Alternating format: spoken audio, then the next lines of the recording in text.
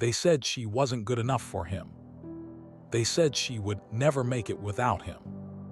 But 7 years later, the same man who had thrown her away was sitting across from her, his hands shaking, while she decided his fate. And the best part, the whole office was watching. This is the story of Emily Carter, a woman whose life was once simple and whose heartbreak would one day turn into poetic justice. Emily grew up in a modest neighborhood.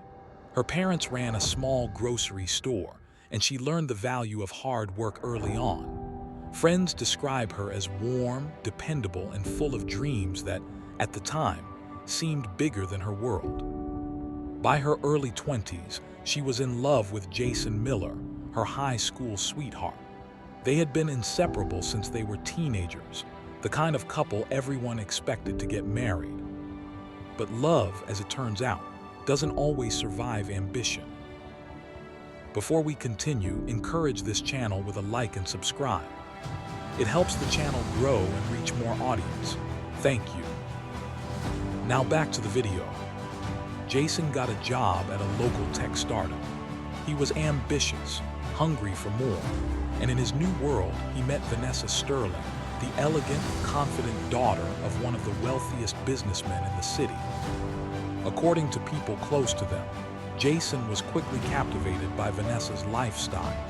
She lived in penthouses, attended charity galas, and vacationed in places Emily had only seen on postcards. Then came the night Emily's life changed. It was raining heavily, the kitchen light casting long shadows across their small apartment.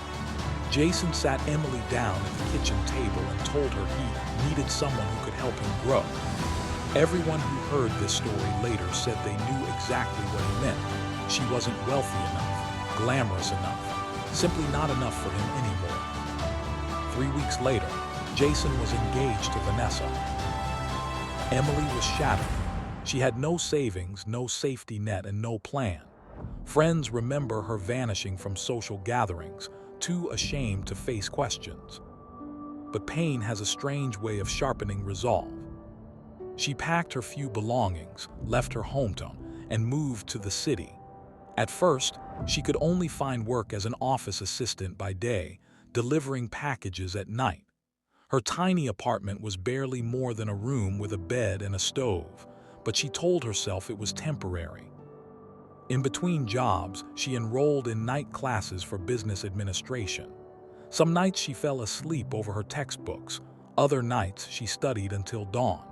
Slowly, she built her skills, communication, leadership, strategy, things she never thought she would master. Her hard work paid off. Emily climbed the corporate ladder, going from assistant to analyst, then to project manager. Still, Jason was a ghost she tried not to think about. 7 years later, fate intervened. Emily applied for a high-level role at Sterling Global Marketing, a multinational company expanding into Europe.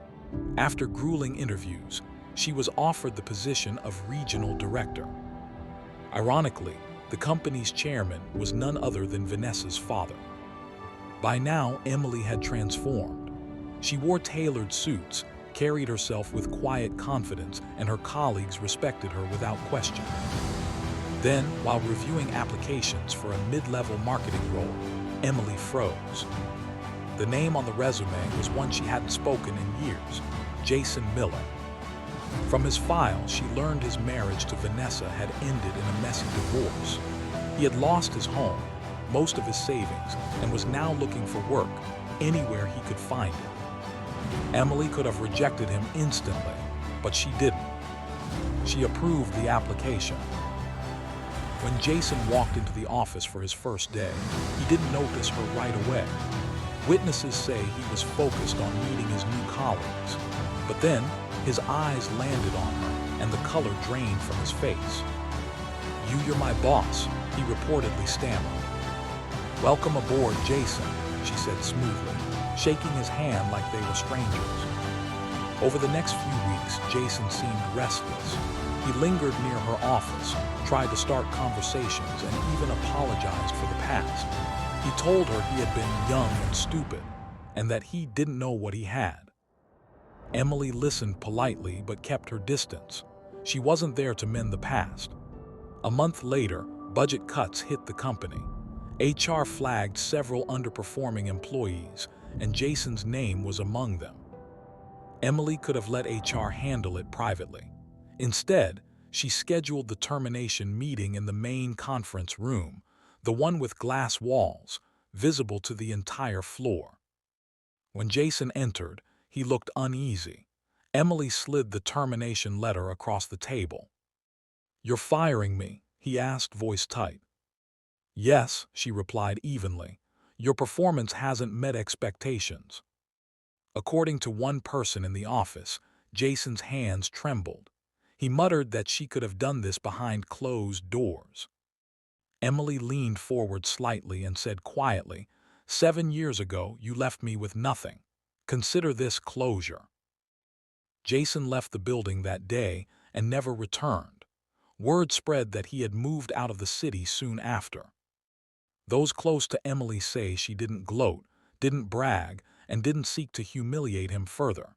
She simply closed that chapter of her life. Her success had already been the loudest answer. And the lesson: never underestimate the quiet ones.